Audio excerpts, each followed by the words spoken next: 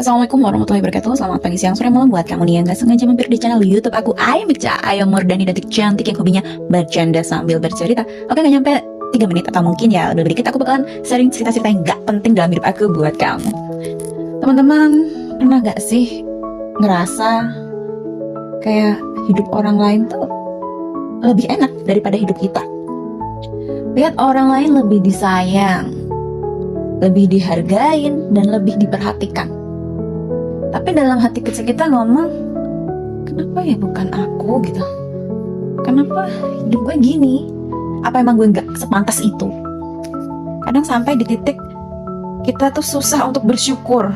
Ya bukan karena gak tahu caranya, tapi ya karena hati ini lagi capek-capeknya.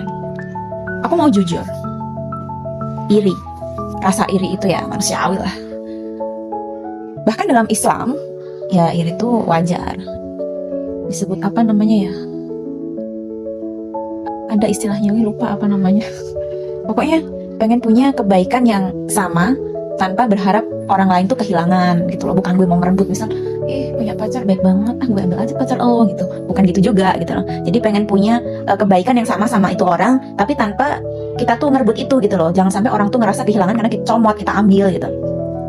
Tapi yang bahaya itu kalau irinya tuh udah berubah jadi merasa tidak layak. Takdir yang Allah kasih nih, nggak adil banget. Pernah ya ngerasa begitu?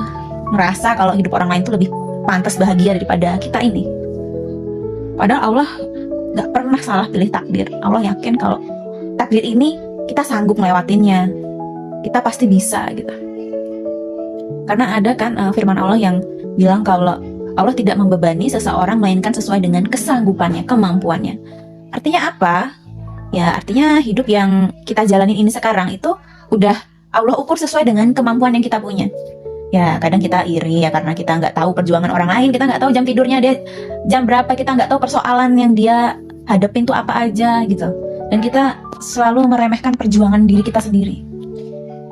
Kita sering bilang, aku nggak dapet ini.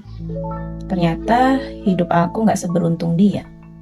Dia disayang sama bapaknya. Bergelimang harta.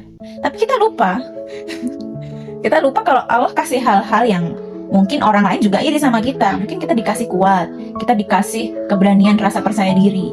Mungkin ada orang yang iri sama kita karena kita gampang bergaul sama orang lain, atau mungkin karena kita pintar buat perhitungan tentang misalnya budgeting kan, selalu tepat. Terus misalnya kalau berangkat kemana, misalnya janjian dengan rapat atau apa, selalu on time. Sedangkan orang lain mungkin karena kesibukan dia dan keadaannya mungkin, atau udah married atau segala macam, dia nggak bisa tepat waktu, dia selalu kena marah sama bos. Kita harusnya mikir, ternyata orang lain juga ada yang iri sama kita, cuman kadang kita nggak tahu gitu loh.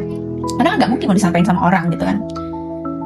Ya karena apa ya, masalahnya bukan di hidup kita, tapi kayaknya masalahnya itu ada di cara gimana kita melihat diri kita sendiri.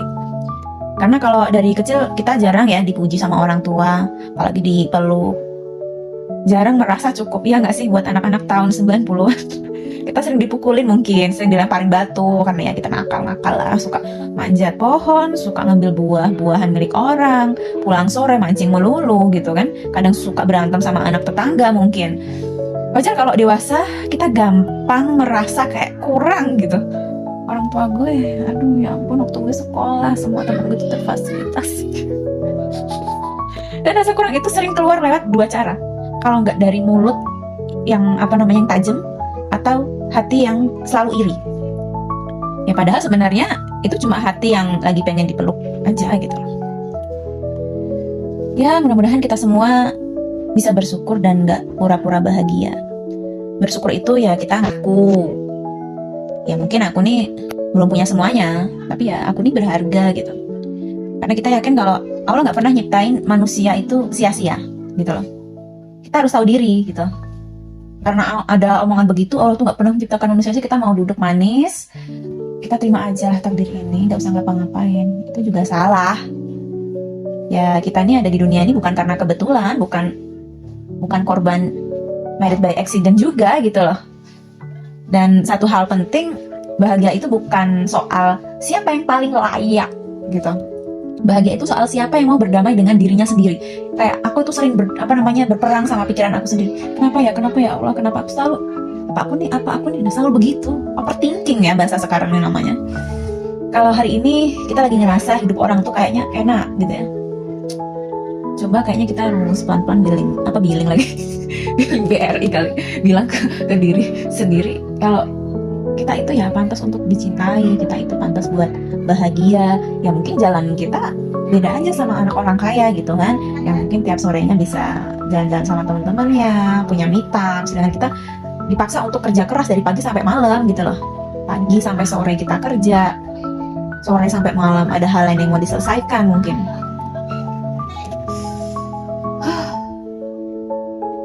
Kadang yang perlu kita sembuhin itu bukan takdir kita, tapi gimana caranya kita memandang diri kita sendiri. Aku berharap mudah-mudahan Allah melembutkan hati kita semua. Kita semua merasa cukup gitu. Ini merasa cukup. Makasih ya Allah, makasih. Selalu banyak rasa syukur yang harus kita ucap. Bukan cuma sekedar diucap, cuman ya benar-benar kita syukurin gitu. Masih dikasih napas. Ingat di rumah sakit tuh ada orang yang sesak napas, nyawanya melayang gara-gara sesak napas. Mungkin kita ngeluh capek jalan kaki, nggak punya motor. Di luar sana ada orang habis kecelakaan, kakinya hilang, diamputasi.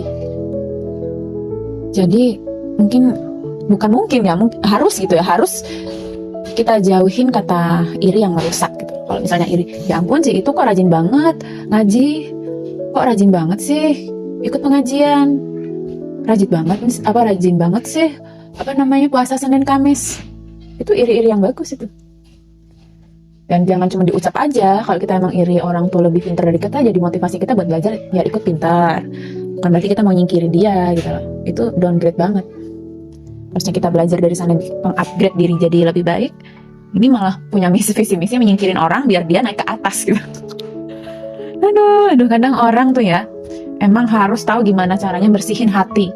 Kita kalau udah lupa sama tujuan hidup kita ya pikirannya kemana-mana.